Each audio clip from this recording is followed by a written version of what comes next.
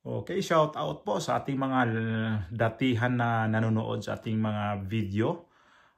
Next vlog ko na lang po babanggitin ang inyong mga pangalan. Maraming po salamat sa inyong tiwala.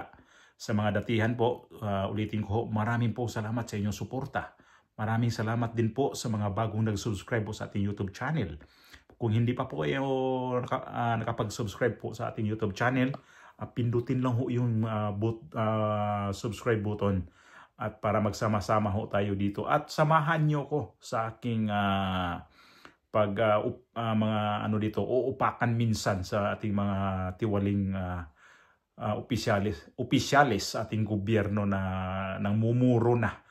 At shout out sa inyong lahat. Ingat-ingat po tayo. At itong Cebu ang ating damayan sa kanilang kamalasan na nangyari kasi noong wala pa yatang 2 buwan nung dinaanan sila ng napakalakas na lindol. Ito na naman bagyo. Tapos talagang winawasiwas ang Cebu. Hindi lang Cebu City ang winasiwas. Mandawi, Lapu-Lapu, itong Talisay, itong Liloan, itong Cordova, o saan man. Halos yata buong Cebu ang tinamaan talaga rin ng bagyo, itong Tino na bagyo. At ang kamalasan pa niyan, itong presidente natin ay nag-press briefing pa kanina. Napanood ko yung press briefing niya kanina. At bakit hindi pa to siya pumunta ng Cebu? Ang balita bukas daw. Ito si Bongbong Marcos, karamihan to. Imbis na unahin niya yung maganyang nasalanta dito sa bagyong Tino. Alam naman niya ang Cebu kasi kagagaling lang sa lindol, na matindi ang lindol, 6.9. Ito na naman, tinamaan na naman sila ng bagyo at itong presidente na to, hindi talaga to siya pumunta kaagad. Pag nito, saan na naman ang vice presidente? Ito ngayon, press briefing niya pa kanina at ang balita bukas pa daw pupunta. At kanina para siyang nag-weather forecast sa interview niya. Parang niya na, mayroon daw bagong parating na bagyo o ano pa ang mga pinagsasabi. Ganyan yan siya pag may na hugmak na tulay, bumagsak, feeling niya engineer. Kapag ganitong bagyo ang dumaan, feeling niya weather forecast. Pag lindol naman, ang kanyang feeling para siyang ano bang tawag niyan yung sa volcanologist ba yun? Grabe talaga ito si Bongbong Marcos. Ang daming feeling niya . Tapos ngayon, puro press briefing bago action. Hindi naman action ang nakikita ko nito . At napansin nyo ba, kapag may tumama ngayon na trahedya sa Pilipinas, walang mga international na mga nagpapadala ng tulong. Kasi takot na sa Pilipinas na magpapadala ng tulong. Naalala ko dati noong Yolanda, tama na ang Yolanda, itong bansang Spain, isa to sa nangunguna talaga nagpadala ng tulong sa Pilipinas. Grabe binalita yon dito sa local channel dito sa Spain na grabe, ilang crate, ilang buong cargo plane yata ang kinargahan ng tulong mula dito sa Spain papuntang Pilipinas. Pero ito ngayon ang trahedya sa Pilipinas, dumaan ang lindol, dumaan itong bagyo na ito napakalakas.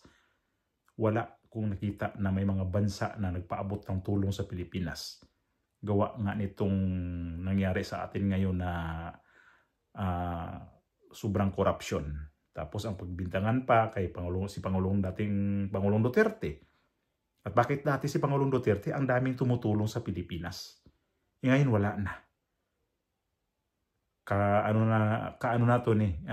Kagagawan to sa gobyerno natin ngayon na sobrang gahaman. At ito ngayon, bakit kamo? Ito yung topic natin na walang tumulong. Ultimo, mga congressman. Ubos ang congressman sa Cebu. Wala sa Cebu ngayon. Nagtutur daw. Ito balita. Alamin nga natin kung anong katotohanan dito mula kay Dodi Ladrera, ang station manager ng Action Radio Cebu. Dodi, mayong buntag, Dodi. Katunying magandang umaga sa inyo, Tina. Alam mo, katunying dismayado ang iilang mga residente sa iilang mga distrito na sakop naman ng probinsya ng Cebu. Wala ni anino man na mga halal na kongresista sa probinsya ng Cebu ang nagpapakita pa sa kanilang mga distrito. Ito'y matapos sa paghambalo naman ng bagyong Tino sa bansa na nagresulta naman ng pagkamatay ng iilang katao dahil na rin sa matinding pagbaha. Hanggang sa mga oras na ito, laman pa rin ang social media ang pambabatikos sa mga napapalitang nag-Europe tour pa ang mga district congressmen ng Cebu Province, kasama din ang mga piling local officials ng munisipyo na tinamaan naman ng bagyong Tino. Ang probinsya ng Cebu ay nahahati sa 7 mga distrito kung saan ang mga residente rito ay kumpirmadong nasalanta ng bagyo at nabahaan. Ang Metro Cebu municipalities at distrito ay kinabibilangan naman ng Municipality of Liloan, hardest hit ng bagyong Tino, at may pinakamataas na bilang ng mga namatay kung saan naitala ang 35 individual ang namatay. Municipality of Consolacion, Municipality of Compostela, Cordova, Minglanili at San Fernando. Kasama rin din ang Delivery Cebu na ayaman ng first congressional district ng probinsya ng Cebu. Report mula sa DYRC sa Radio Cebu para sa TDRH. Dodi Ladrera, uno sa Pilipinas, uno sa Pilipinas. Dodi, meron lang akong itatanong sa iyo. Narinig mo ako, Dodi? Okay. Na-check nyo ba kung meron talagang Europe tour? Kasi we want to be factual here, no? Meron bang Europe tour at kung meron man, kailan sila umalis? Hindi natin ma-identify kung ano ang eksaktong petsa ng pag-alis. Ika nga, dahil ito ay napabalita sa social media, pero base naman sa nakuha nating impormasyon sa ground, talagang wala pang nagpapakita na congressman sa nasasakupan nilang mga distrito hanggang sa kasalukuyan. Well, yung hindi sila nakikita sa lugar, that's a fact. Pero yung isang tanong na totoo ba na sila'y umalis para maglakwatsya, that is yet to be confirmed. Tama ba yon? Yes, this needs to be confirmed. Pero alam mo, sa sinasabi nga natin sa Bisaya o sa Tagalog, walang nahahawakan na usok. At parang gano'n, no? Ang gustong ipagwadi. Bakit hindi tinawagan yung mga congressman? Did you make an effort para makausap sila? We tried getting in touch with the office of the congressman. Wala sumagot. And we also tried to get a confirmation from a different mayor's office. But wala pong sumasagot at ayaw po nilang magbigay ng konfirmasyon. Kaya ko nililiwanag to kasi ayaw naman nating maging party pa ng halimbawa hatred na iniuukol sa kanila ng mga tao kung wala naman tayong facts. For example, ang mga congressman bago umalis, they need to secure a travel authority o travel permit. Meron na bang nag-effort para pumunta o tumawag sa speaker's office para alamin kung saan sila nagpunta? Yes. Meron ba? Yun ang mga gusto nating klaruhin yan para maging tama ang batayan ng galit natin. Kung dapat man tayong magalit. Dodi, tapos kung halimbawa man na totoo, for the sake of argument, kung totoo, halimbawa umalis sila nung bago bumagyo. Bago dumating to si Tino, nakaalis sila. Kung Europe ka mo to, medyo mahaba-habang biyahe. Baka naman papauwi na sila o kaya naman nagkukumahog umuwi. 'Di ba? So yun yung ating dapat nating lagyan ng konteksto in order to be more factual here. Anyway, maraming salamat na Dodi sa iyong update mula dyan sa Cebu. Grabe, nandito sa Europe ang mga animal. Anong ginawa nila rito sa Europe?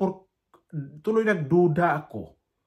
Nandito si Martin, yung right hand ni Martin Romualdez, si Saldico. Noong nakaraang mga buwan, nandito daw sa Spain. Pero hindi ko na nabalitaan kung saan na ngayon dito. Kasi parang nagtutour din dito sa Europe itong si Saldico. Pumunta ng France, pumunta ng Portugal, at ang balita pa nga, nakakuha ng passport ng Malta. Yan ang chismis-chismis ngayon, ha?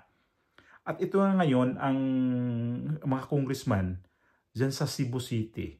Itong liluan, area ho to ni Doc, ano bang pronounce ito? Jock Frasco. Itong manugang ni Gwen Garcia. Asawa ito ni DOT Secretary Cristina Frasco. At itong Talisay wala din, na ito rin yun ang tinamaan din ng sobra-sobra sa bagyo. Itong Cebu City, nandyan din ang, basta lahat ng mga congressman sa Cebu. Wala ni isa. Bukas darating si Bongbong Marcos dyan sa Cebu. Pustahan bukas, uuwi yan mga yan. Kasi magpasikat na naman yan kasi nandoon si Bongbong Marcos. Yan ang papel ni Bongbong Marcos eh. Kung kailan nangamoy na yung mga nalunod o tinamaan, tsaka pa siya pupunta doon. Tapos pasilip-silip lang yan, pa-picture-picture lang yan doon. Kita nyo sa Lindol, pumunta muna siya sa Masbate kasi naghalos magkasabay yun yung binagyo ang Masbate. Ngayon, ito na naman bagyo sa Cebu. At talagang disastre talaga. Talagang dilubyo talaga ang dating sa nakikita natin sa mga balita. Grabe talaga. Tapos ayun na naman, pahirapan na naman ang magbigay ng ayuda talaga. Grabe talaga. Tapos ang mga congressman, although hindi ho to sila, ang kanilang trabaho is nasyonal. Pero ang kanilang paglilingkuran ay lokal. Kasi sila ho ang representative eh.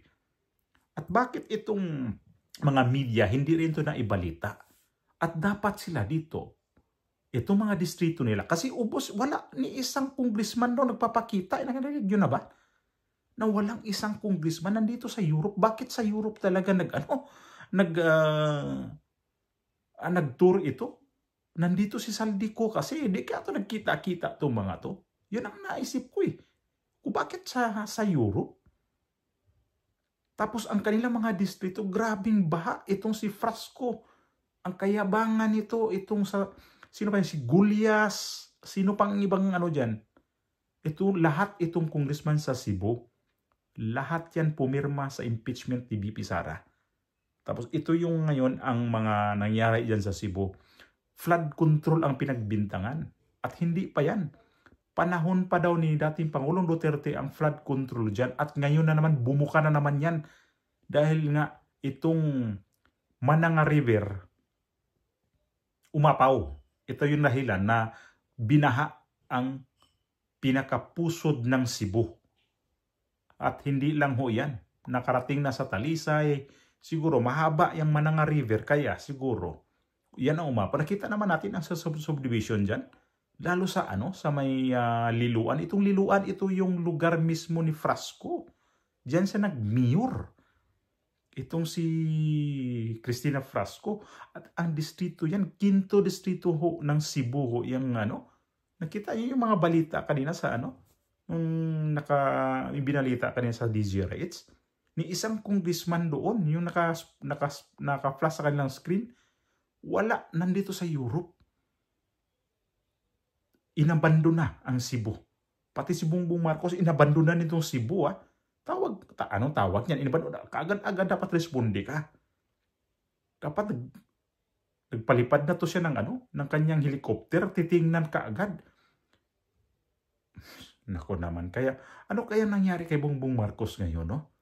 Na halos lahat na ng mga trahedya sa Pilipinas, parang siya ang nagiging presidente, kamalas-malas. Bago lang siya nagiging presidente, ito bagyo. Baha. Sa katagalan, lindol na.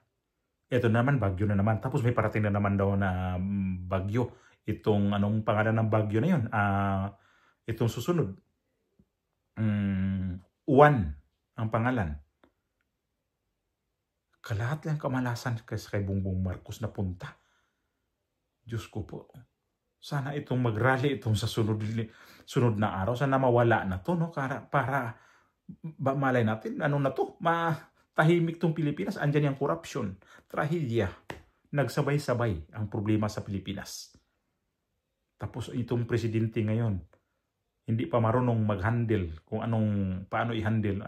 Imagine, nakikita natin kung kailan yung nagiging sakuna na. Ayan, Nasa ano pa siya?